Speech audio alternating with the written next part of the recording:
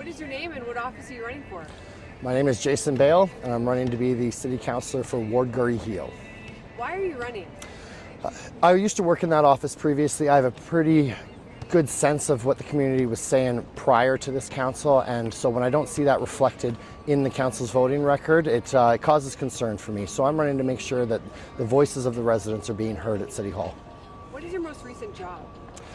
My most recent job is I do subcontracting. And what type? I guess you have background too? So some of it's administrative, some of it is things like I had a contract staining decks out in Leduc. I had a contract with the provincial government there for a while. If you are elected, what would be your first priority to fix? First thing that we got to do is address the zoning bylaw. So I'm looking to put forward two motions very early. One, to repeal the zoning bylaw, knowing that it's going to take at least 6 months to come back. And in the interim, we have to address the wound before we go into surgery. So I'm looking for some amendments to the current zoning bylaw, things such as bringing back minimum parking requirements, toning down the scale of development for which we automatically approve. Now, if a developer wants to come to council and make an argument why they should have an 8-plex mid-block and no parking requirements, they are more than welcome to make that argument, but that should not be the default of what we automatically approve. That brings up a later question. Where do you stand on infills and what is the path forward? So I think with infills, part of the problem is there's been too much focus on infill. And in a housing emergency, what we're actually doing is taking viable units out of the housing stock for anywhere from 1 to 2 years, and then eventually there's going to be more housing there. But right now, it causes a shortage in the short term. So I understand that there's a need for infill for when we have derelict homes, that we have to address that. But tearing down perfectly good homes for some ideological design for the city, I think, is completely inappropriate and irresponsible. We have to, in a housing emergency, all options need to be on the table. I don't like the idea of converting downtown office towers, but I'm willing to consider it because of how much of a housing shortage there is right now. How will you balance fiscal responsibility? So we need to go through the budget line by line for every budget of every department, and we need to see what the money is actually being spent on. I'm the only candidate citywide that's put forward a shadow budget to show exactly where those savings are. Things like consultant spending. I indexed it to an increase from 2021 that is in line with tax increases, grant funding to organizations that don't disclose how they spend the money. Those are the kind of things I addressed. Then I also addressed the revenue side too. Things like we have record transit ridership, so why is our transit revenue so low? Why can't we be back to about 90% of what we saw in both 2019 and 2023?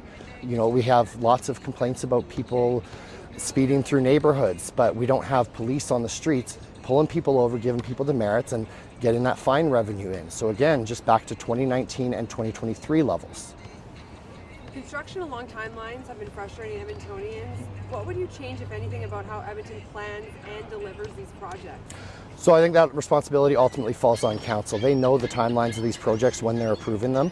They need to be the ones to consider how do these work with each other. And that's one of the principles that I've put on my website. It's about monitor and measure.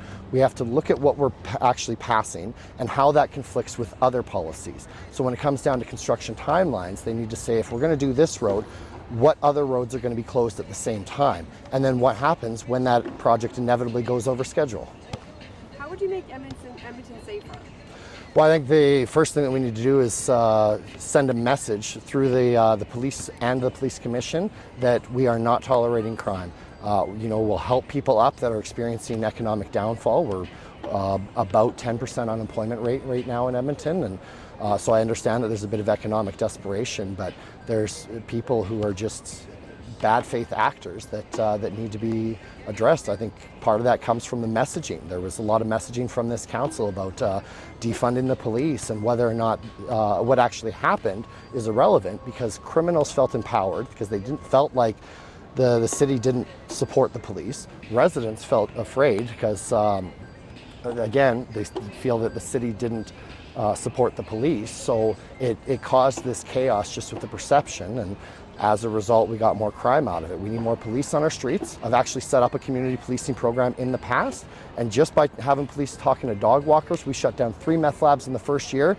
and then a bunch of the neighboring property crime went away as well. So there's lots of things that we can do. It's about sending that message that we deserve safe streets. What do you think about the city's relationship with the province, and how do you think it should be? Well, I think it's interesting when you see some candidates talking about how, well, if the province isn't going to address it, then we're going to address it, but also the province needs to stay in their own jurisdictional lane when it comes to things like bike lanes. So I think that we need to have a fresh start with the next council and extend that olive branch and say, here's your jurisdiction, here's our jurisdiction. You guys stay in your lane, we'll stay in our lane, and there's going to be opportunities where we can collaborate on some files, but whoever's jurisdiction it is needs to take the lead, and then everyone else can come in as a partner. What is your vision for Edmonton? My vision for Edmonton is one that we build together. I alluded to earlier that I don't think that people feel heard, and so I want to get back to that public engagement and say, what would you like to see in your city?